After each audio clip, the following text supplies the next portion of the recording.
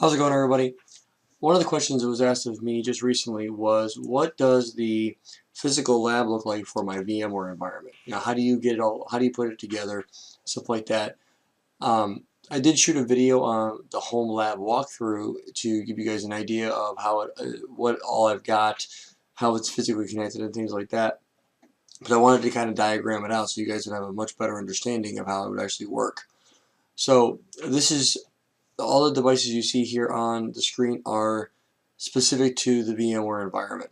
And the way that this actually works is from the ESXi host out, I have a Windows 7 computer or Windows 7 Pro installed on an IBM server. And then on top of Windows 7, I have VMware Workstation installed. Inside of here is where I run all of my ESXi hosts. So we have host 1, 2, 3, and I believe I'm on, let's see, that's 4, 5, 6. I'm going to have 8 hosts total. Now, the cool thing about this is I have moved all the host configuration. I've moved all the memory to all be swapped. So it's going to use hard drive space to utilize for any additional memory that I don't have access to and things like that. And because of the fact that I'm studying for my VCP6 exam, I wanted something when I was going through my setup to be a bit more robust than you would normally get for a normal setup. So normally I see people that they'll take a VMware workstation, they'll install 2 hosts, they'll put them in a cluster, talk about DRS, things like that. I want to make it a bit more complicated for me and take it to a new level, see exactly how it works, things like that. And just really to play with it to see exactly how it all work.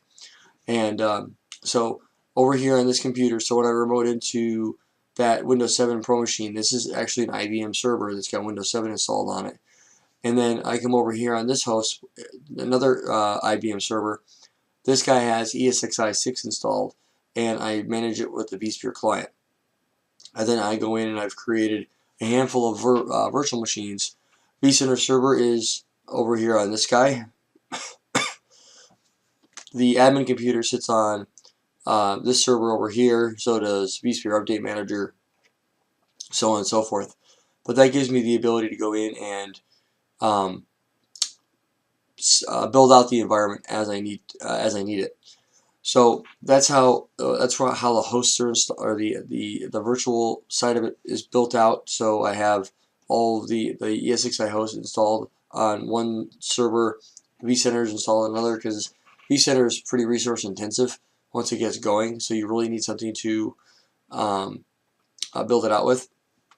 So what I've done here is normally I would use OpenFiler or FreeNAS or some sort of software-based SCSI or iSCSI configuration to provide shared storage for the rest of my virtual environment. Well, I had a great idea, and I was able to figure out a way to utilize my already existing iSCSI server, which is just a Dell desktop running StarWind software, that it acts as an iSCSI target. So it takes hard drive space and it virtualizes it and serves it up to my ESXi host as an iSCSI target. And all I have to do is go in and configure the iSCSI configuration, map it to a particular port, and away we go. So that gives me that capability. What I've done is I added an 8-port gigabit Netgear switch to the mix. What that allows me to do is go in and I plug my Dell desktop into the Netgear switch, and it's just a regular layer 2 switch. But because of the fact that it's forwarding, it can forward IP. That's the important part, because the little I in iSCSI stands for IP. And so what I'm able to do is I'm able to go in here and connect the Dell desktop to this Netgear switch. I come down here and I plug one host into the Netgear switch, and I plug in this host to the Netgear switch. And then I make sure to map the port on via the Windows 7 server and then the ESXi server, so that everything is mapped for iSCSI to the physical environment.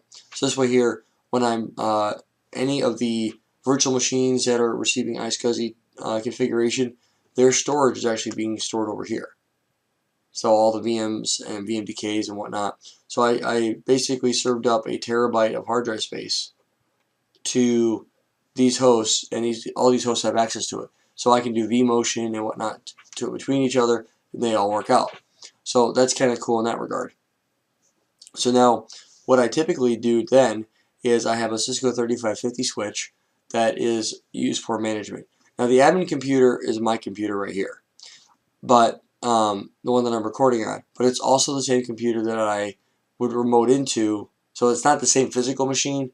The admin PC is actually a VM running inside a workstation, but I remote into it through RDP here, and then I pull up a web browser and I point to vCenter server, and the vCenter server is managing all of these hosts. So I'm not staying on the same box for everything. I'm actually utilizing several different physical machines to get the job done, and I haven't totaled up the amount of resources that I'm utilizing, but it's probably close to, I would say, 40 to 60 gigs of RAM for the lab. But I have the room to play with it, and so I decided to go for it. So then what I do there is I go ahead and inside of workstation here, there are 3 additional networks. The first one is I have a Vmotion network, and Vmotion is going to be used to move a VM from host 1 to host 2, or whatever the case might be. I have one for HA, so high availability and fault tolerance, and then I also have one for production. Now, normally for production, I just have that in there just to make sure that I can talk VM to VM. Okay, but it doesn't give that VM actual internet access. If I want to log into that VM through whatever methods, whether it's the virtual machine or remote console, or if I want to log into the host and open the console up, regardless of how I get there, I can go ahead and add a network adapter and put it in the management network, and then give that virtual machine network access. So then I'll just map it to the management network, and then I'll be able to remote into it and configure it and do everything I need to, stuff like that, and test different capabilities out. So that's pretty much how it breaks down. So the way that the subnetting works here is I have, for management, I have the 10.255.1.0/24. For storage, I have my 10.1.2.0/24. For Vmotion, I have 10.2.2.0/24. The HA and fault tolerance is 10.3.2.0/24, and then for prod, I have 10.4.2.0/24. So that's how I go about getting everything situated subnetting wise. This red network over here is storage. It's all storage. It doesn't do anything but storage. Over here is my management. Vmotion, high availability, fault tolerance, and production all exist on that. Now you might ask me, well, wait a minute, high availability and fault tolerance, those don't typically get their own subnets. Well, you would be correct about that.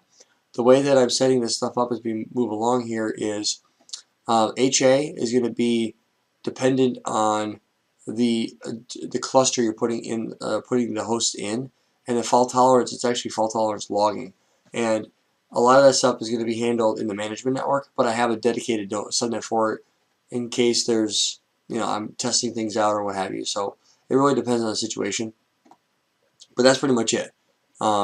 So that's where I'm at with the ESXi environment, and can it be done all on one VM workstation setup?